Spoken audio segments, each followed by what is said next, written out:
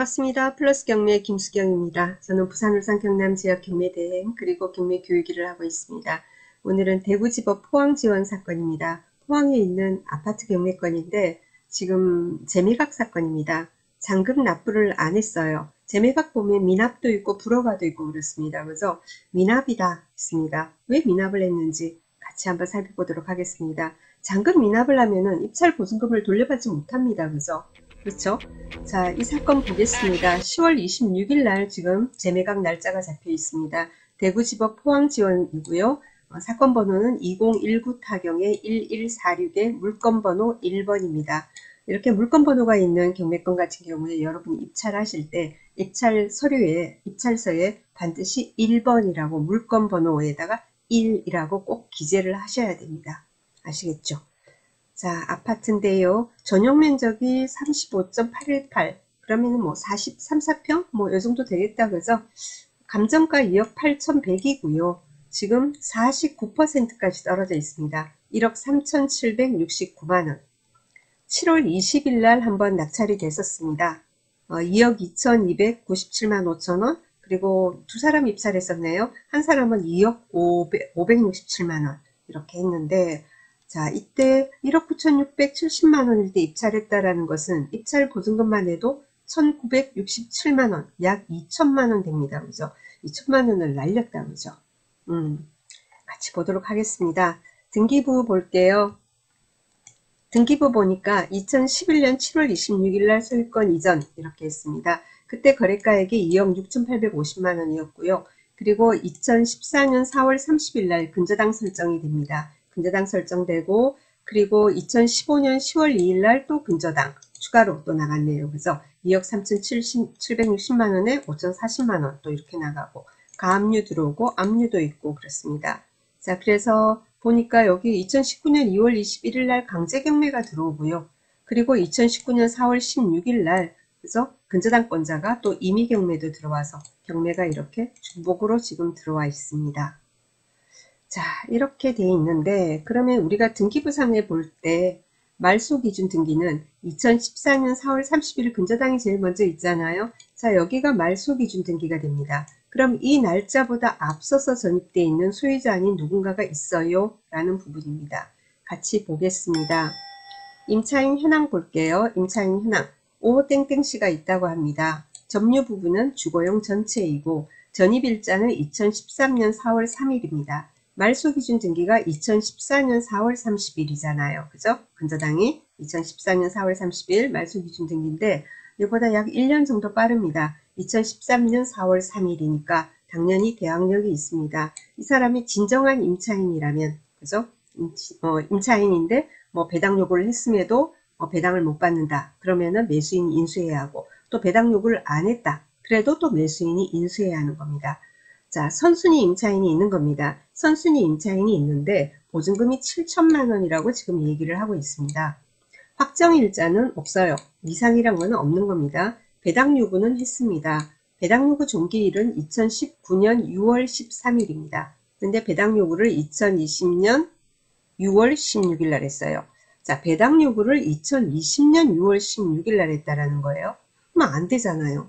자, 선순위 임차인, 우리 다시 한번 따져봅시다. 선순위 임차인이 맞아요. 대항력 있어요.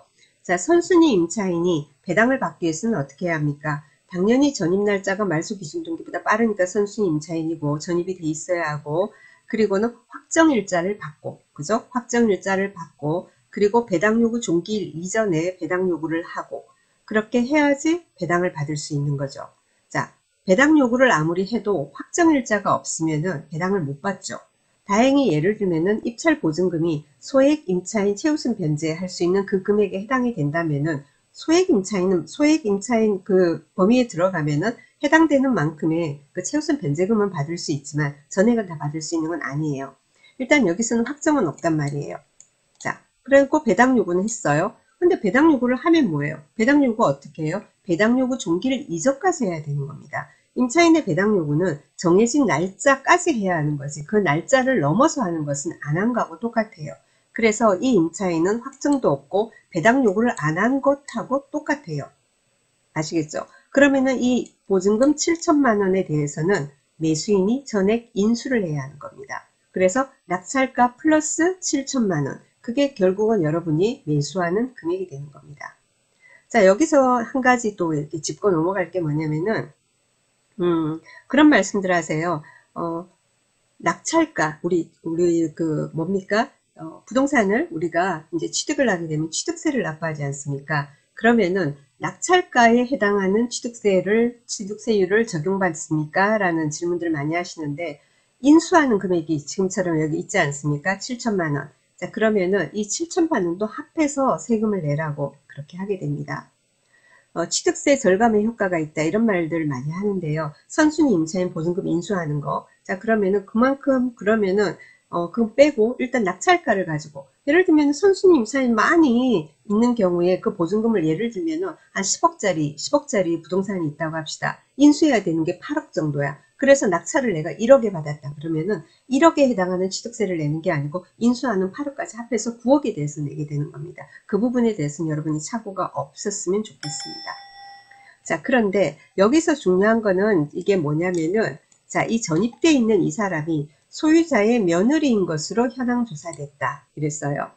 자, 소유자의 며느리인 것으로 현황 조사됐다. 그러면은 선생님 이거는 가족관계 아닙니까? 가족관계에 어떻게 임대차가 인정됩니까? 라는 부분이 있는데 자, 부부간에는 인정되지 않는다고 우리가 흔히 알고 있습니다. 부부간에는 인정이 되지 않아요.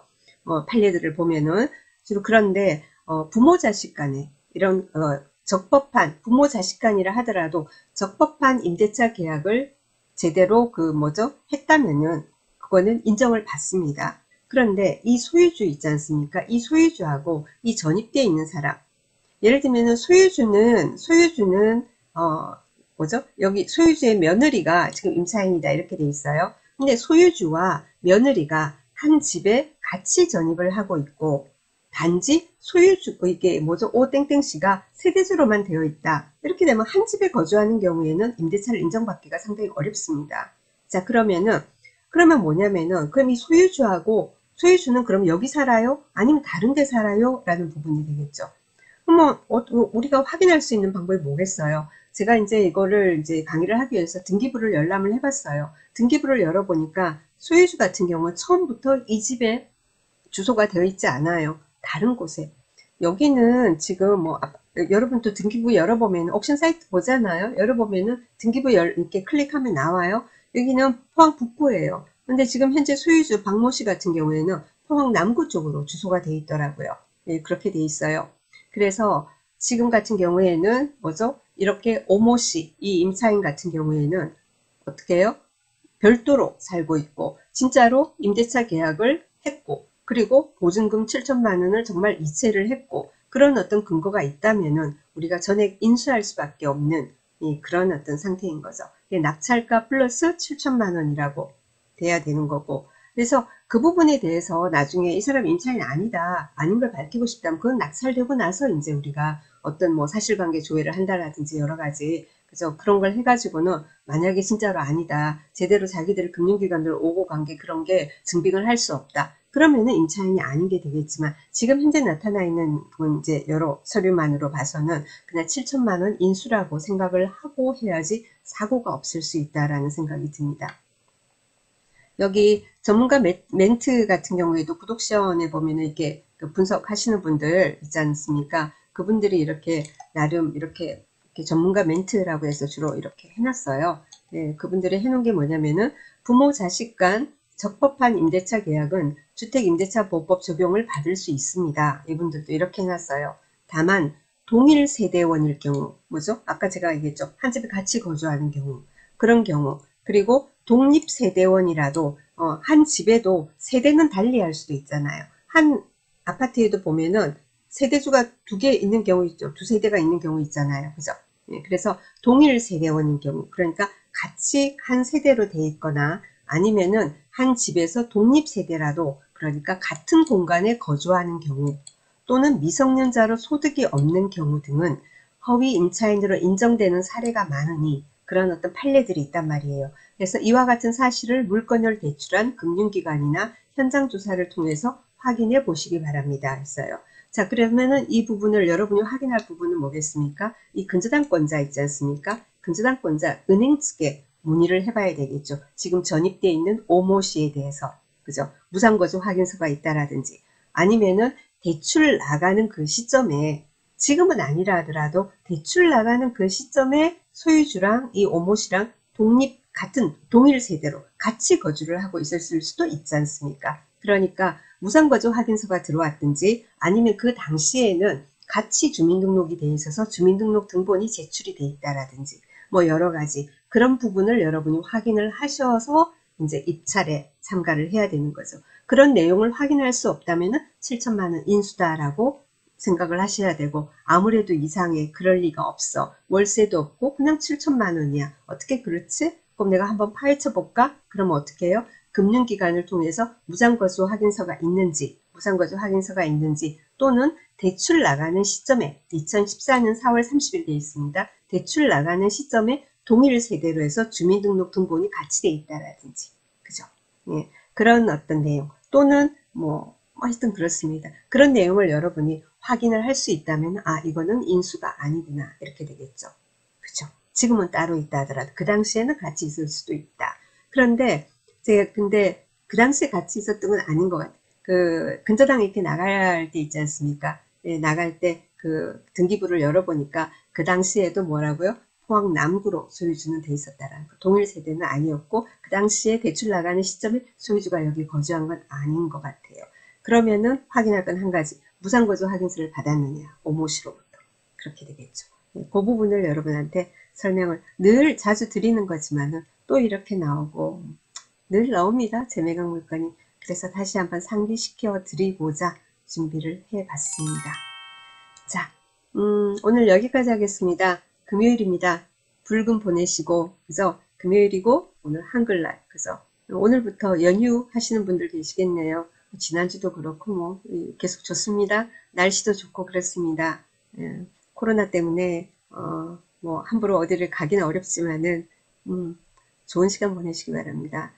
좋은 날씨에 좋은 날, 좋은 주말 보내시고 다음 주 월요일에 또 뵙도록 하겠습니다. 감사합니다. 구독, 좋아요, 알람 설정 부탁드립니다. 감사합니다.